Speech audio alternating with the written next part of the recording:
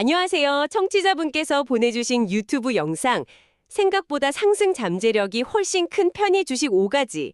이걸 바탕으로 오늘 좀 깊게 파고들어 볼까 합니다. 네, 안녕하세요. 오늘의 주제가 이름만 들어도 사실 좀 가슴이 뛰거나 아니면 고개를 절레절레 젓게 되는 그렇죠. 호불호가 확실하죠. 바로 그 편의 주식입니다. 작지만 어쩌면 엄청난 가능성을 풀고 있는 5개 기업에 대한 이야기인데요. 네, 오늘 저희 목표는 이 작은 기업들이 왜 지금 주목받는지, 또 그들이 내세우는 화려한 이야기의 실체는 뭔지, 그리고 그 이면엔 어떤 위험이 있는지, 이걸 아주 균형 잡힌 시각으로 한번 파헤쳐보는 겁니다. 좋습니다. 사실 penny 주식하면 대부분 위험하다고만 생각하시잖아요. 네, 그게 일반적인 인식이죠. 근데 오늘 다룰 기업들은 이게 좀 놀라운데 애널리스트들 레이더망에도 포착이 됐다는 거예요. 그래서 더 흥미롭습니다. 자, 이 작은 거인들이 꾸는 큰 꿈, 한번 제대로 들여다볼까요? 네, 아주 흥미로운 주제입니다. 근데 시작하기 전에 페니 주식 투자의 본질을 좀 명확히 하는 게 중요할 것 같아요. 아, 어떤 걸까요? 이런 투자는 본질적으로 투기의 성격이 아주 강합니다. 투기. 네, 우리가 보통 주식 투자할 때 보는 매출이나 이익 같은 그런 재무지표 있잖아요. 그렇죠. 펀더멘탈이라고 하죠. 맞습니다. 그거보다는 기업이 제시하는 미래에 대한 성장 스토리, 그 아이디어의 설득력에 주가가 훨씬 더 크게 움직이죠. 아, 스토리의 힘이군요. 그리고 둘째, 그 멋진 이야기가 현실이 되려면 과연 어떤 허들을 얼마나 넘어야 하는가? 스토리의 매력과 현실의 허들, 알겠습니다. 기억해두죠. 자, 그럼 첫 번째 기업부터 바로 들어가 보겠습니다. 벡스아트, 티커는 VXRT. 네, 벡스아트. 이 회사의 핵심 아이디어, 이거 정말 귀가 쏠깃해지는데요. 주사기 대신 알약으로 맞는 백신을 개발한대요. 네, 어릴 때 주사 맞기 무서워서 울었던 기억 다들 한 번쯤 있잖아요. 그 공포를 없애준다는 것만으로도 대단한데요. 맞습니다. 아이디어 자체의 파급력은 엄청나죠. 주사 공포증은 차치하더라도요. 아, 다른 장점도 있나요? 그럼요. 전 세계적인 팬데믹 같은 상황을 한번 상상해 보세요. 대규모 접종 캠페인을 벌일 때 네. 냉장 유통에 필요한 주사제랑 달리 상온 보관이 가능한 알약이라면 유통, 물류, 보관 비용을 정말 획기적으로 줄일 수 있거든요. 와, 그건 생각 못했네요. 의료 인력이 부족한 지역에서도 훨씬 쉽게 접종할 수 있게 되고요.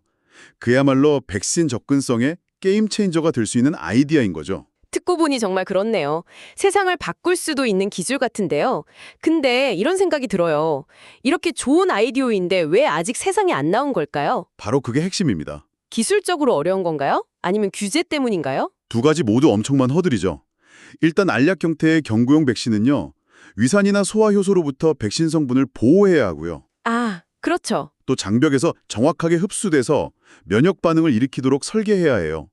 이게 정말 고도의 기술력이 필요합니다. 그렇군요. 그리고 설령 기술 개발에 성공하더라도 안전성과 유효성을 입증하기 위한 임상시험이라는 정말 거대한 산을 넘어야 합니다. 임상시험. 네, 벡스아트는 아직 FDA 승인을 받은 제품이 단 하나도 없는 임상 단계 바이오테크 기업입니다. 아, 임상 단계? 그 말은 즉, 아직 매출이 0원이라는 겁니다. 당연히 이익도 없고요. 그러니까 회사는 계속 돈을 쓰면서 연구 개발만 하고 있는 단계군요. 그렇죠. 그럼 이 회사에 투자한다는 건 방금 말씀하신 그 험난한 과정들을 모두 통과해서 언젠가 저 알약 백신이 나올 거라는 가능성 하나에 베팅하는 거네요. 정확합니다. 그래서 자료에서도 이 주식을 커버하는 애널리스트가 거의 없다고 지적하죠. 아, 맞아요. 그 얘기도 있었어요. 이게 페니 주식, 특히 임상 단계 바이오테크의 전형적인 특징이에요. 분석할 만한 재무 데이터가 없으니까 기관 투자자나 애널리스트들이 분석 자체를 꺼리는 거예요. 정보가 부족해지는 악순환이 생길 수도 있겠네요. 맞습니다. 그래서 벡스아트는 데이터가 아닌 스토리의 힘을 믿어야만 하는 투자의 전형적인 사례라고 할 수 있겠습니다. 알겠습니다. 벡스아트가 미래 기술이라는 이야기에 거는 투자라면 두 번째는 지금 당장 우리 눈앞에 펼쳐지는 현실. 바로 치솟는 금값과 직접 연결된 이야기입니다. 네, TRX 골드죠. TRX 골드인데요. 2020년 현재 금값이 온스당 5,000달러에 근접하면서 그야말로 골드러시라는 말이 다시 나오고 있는데 타이밍이 정말 절묘하네요. 네, 금값이 이렇게 오르면 투자자들은 늘 고민에 빠지죠. 안전하게 실물금이나 금 ETF를 사야 하나? 아니면 좀 더 공격적으로 금을 캐는 회사, 금광주에 투자해서 더 큰 수익을 노려볼까? 그렇죠. TRX 골드는 후자의 매력을 아주 잘 보여주는 사례입니다. 여기서 한 가지 중요한 투자 원칙을 짚고 넘어갈 수 있는데요. 어떤 거죠? 혹시 골드러시 시대에 청바지를 팔아라. 난 말 들어보셨어요? 아, 네네. 금 캐러 온 사람들한테 금 대신 청바지나 삽을 파는 게 더 돈이 됐다. 그 이야기요. 바로 그겁니다. 금값이 오르는 건 하나의 거대한 골드러시 같은 거예요. 이럴 때 금 자체에 투자하는 것도 방법이지만 금값 상승으로 가장 직접적으로 수익성이 좋아지는 도구. 아, 그 도구가 바로 금광 회사군요. 맞습니다. 유가랑 정유사 관계를 생각하면 쉬워요. 유가가 일정 수준 이상 오르면 석유 시초 활동의 수익성이 폭발적으로 증가하잖아요. 그렇죠. TRX 골드도 마찬가지입니다. 금값이 오르니까 채산성이 좋아져서 더 많은 금을 캐낼 수 있게 된 거죠. 실제로 지난주 실적 발표에서도 역대급 생산량을 기록했고 마진도 확대됐다고 하니까 금값 상승의 수혜를 제대로 받고 있네요. 네, 그렇죠. 근데 이 회사의 규모가 아주 작다는 점이 인상적이에요. 자료를 보니까 시가총액이 2억 7,800만 달러에 불과하는데 이게 지난 1년간 주가가 200% 넘게 오른 수혜 규모라는 게 더 놀랍습니다. 바로 그 작은 규모가 기회이자 위험인 겁니다. 기회이자 위험이다. 네. 시가총액이 수십, 수백조 원에 달하는 거대 금광 기업들은 금값이 올라도 주가가 2, 3배씩 뛰기는 어렵잖아요. 그렇죠. 덩치가 크니까. 하지만 TRX 골드처럼 작은 회사는 생산량이 조금만 늘어도 회사 전체의 이익이 극적으로 개선되면서 주가 상승 잠재력이 훨씬 커지는 거죠. 아, 반대로 말하면 금값이 떨어지면 더 위험할 수도 있겠네요. 정확합니다. 금값이 하락하거나 채굴 과정에서 문제가 생기면 주가 역시 훨씬 더 크게 출렁일 수 있다는 뜻이기도 합니다. 현재 상황은 어떻다고 하나요? 현재 활발하게 금을 채굴 중이고 운영 확장 계획도 순조롭다고 하니까요. 금값 상승세가 이어진다는 전제하에 스토리는 계속 유효하다고 볼 수 있겠습니다. 알겠습니다. 금이라는 손에 잡히는 자산에서 이번엔 전혀 다른 종류의 자산, 바로 데이터 이야기로 넘어가 보죠. 세 번째 기업은 데이터 볼트 AI. 네. 아마 오늘 다루는 이름 중에 가장 미래적인 느낌이 드는데요. 기업들이 가진 방대한 데이터를 거래 가능한 디지털 자산으로 만들어준다. 솔직히 좀 공상과학 소설 같기도 한데요. 이게 현실적으로 어떻게 가능하다는 거죠? 아주 좋은 질문입니다.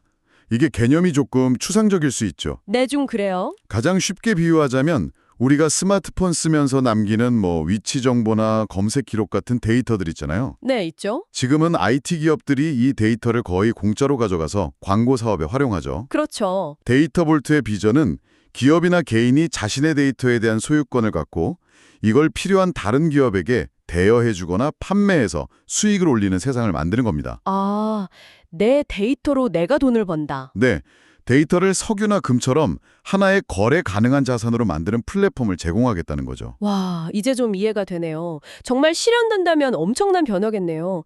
그래서인지 일부 애널리스트들은 향후 12개월 안에 주가가 4달러까지 갈 수 있다고 본다면서요. 네, 현재 주가 대비 거의 400% 상승 가능성. 이건 정말 파격적인데요. 바로 그 파격적인 전망 때문에 개인 투자자들 사이에서 인기가 아주 많습니다. 하지만 냉정하게 리스크를 봐야죠. 어떤 리스크가 있을까요? 이 사업 모델은 아직 실험 단계에 가깝고요. 언제 어떻게 의미 있는 수익을 낼 수 있을지 가시성이 매우 불투명합니다. 아, 기관 투자자 지분율이 1% 미만이라는 사실이 이걸 상징적으로 보여줘요. 전문 투자자들은 아직 이 스토리에 확신을 못하고 있다는 뜻이죠. 맞아요. 자료에 나온 주가 그래프만 봐도 정말 정신이 아찔하더라고요. 작년 말에 50, 60센트 하던 주가가 갑자기 하루 만에 100% 넘게 폭등했다가 며칠 만에 다시 제자리로 돌아왔죠. 네, 이런 변동성은 대체 왜 생기는 건가요? 좋은 소식 하나에 수많은 개인 투자자들이 몰려들었다가 차익 실현 매물이 쏟아지면서 다시 급락하는 페니 주식의 전형적인 파탄입니다. 아, 그래서 이런 주식은 접근법이 완전히 달라야 합니다. 첫째는 단기 변동성을 이용하는 트레이더의 관점. 트레이더의 관점. 네, 스토리의 실현 가능성보다는 오로지 차트의 움직임과 수급에만 집중해서 짧게 수익을 내고 빠지는 거죠. 그리고 두 번째는요? 둘째는 데이터 자산화라는 이 거대한 비전을 굳게 믿고 최소 1, 2년 이상 묻어두는 장기 투자자의 관점입니다. 아, 접근법이 완전히 다르네요. 그렇죠. 이 경우엔 하루하루 주가 등락이 일희일비하지 않고 회사의 비전이 실현되는지를 꾸준히 추적 관찰하는 인내심이 필요하죠. 내가 어떤 투자자인지 먼저 답을 내려야 하는 주식이군요. 맞습니다. 자, 이렇게 새로운 스토리에 대한 기대감이 주가를 흔드는 경우가 있다면 다음 기업은 몇 년 전 큰 기대를 모았다가 잠잠해졌던 스토리가 다시 부활할 수 있을지 그 질문을 던집니다. 네 번째 기업 마이크로비전, 티커 MVIS입니다. 네, 마이크로비전, 라이다 기술 기업이죠. 자율주행차의 눈 역할을 하는 라이다. 저도 2021년쯤에 라이다 관련주들이 정말 뜨거웠던 기억이 나요. 곧 도로에 자율주행차가 넘쳐날 것 같았죠. 맞습니다. 당시엔 자율주행 시대에 대한 기대감이 정말 최고조에 달했죠. 마이크로비전도 그 기대감을 등에 업고 화려하게 등장했고요. 네. 근데 그 후로 예상치 못한 변수들이 생겼습니다. 급격한 금리 인상으로 기술주 전반이 어려움을 겪었고 자율주행 기술의 상용화도 생각보다도 더디게 진행됐죠. 스토리가 시장의 기대를 못 따라갔군요. 그렇죠. 현실이 되는 속도가 너무 느렸던 겁니다. 그런데 2026년인 지금 다시 자율주행에 대한 모멘텀이 형성되고 있다고 하죠. 어쩌면 2021년은 너무 빨랐던 거고 이제야말로 진짜 때가 오고 있는 걸까요? 그럴 가능성도 충분히 있습니다. 하지만 마이크로비전이 넘어야 할 허들은 여전히 명확하고 또 아주 높습니다. 허들이요? 어떤? 가장 큰 장애물은 역시 테슬라입니다. 테슬라. 아시다시피 테슬라는 자율주행 시장의 절대 강자인데 비싼 라이다 센서 대신에 카메라랑 소프트웨어만으로 자율주행을 구현하겠다고 고집하고 있잖아요. 네, 맞아요. 일론 머스크가 라이다는 바보들이나 쓰는 목발이라고 했었죠. 네, 원색적으로 비난하기도 했고요. 시장의 리더가 쓰지 않는 기술이라는 점, 이게 가장 큰 부담입니다. 잠깐만요. 그건 좀 이상하게 들리는데요. 시장 리더가 안 쓴다고 해서 그 기술이 끝난 건 아니잖아요. 오히려 다른 자동차 회사들이 라이다를 채택해서 테슬라랑 차별화할 수도 있는 거 아닌가요? 아주 날카로운 지적입니다. 그게 바로 이 논쟁의 핵심이죠. 실제로 GM의 크루즈나 웨이모 같은 다른 자율주행 기업들은 라이다를 아주 적극적으로 사용하고 있거든요. 그렇죠.